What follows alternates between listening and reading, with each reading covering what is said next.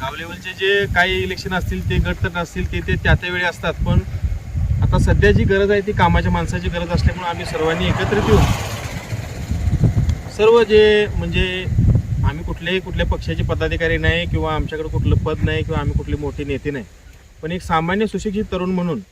आम्ही सर्वांनी निर्णय घेतला की यावेळेस पक्ष वगैरे न बघता जी कामाची माणसं आहेत, भाऊंना पण आमदारकीच्या वेळेस बरीच लोक पक्षाकडे बघून नाही तर स्वतः भाऊकडे बघून मतदान करतात. तशाच प्रकारे जयश्रीताई पाटील असतील, मनीषाताई पाटील असतील यांना लोक मतदान करणार आहेत आणि प्रचंड मताने विजयी करणार आहेत, यात काही शंका नाही. घरोघरी जात असताना लोकांच्या ज्या प्रतिक्रिया आहेत की आम्ही विकासालाच मत देणार आहे, लाडकी बहीण योजना असेल, भाऊंच्या माध्यमातून झालेली कामं असतील,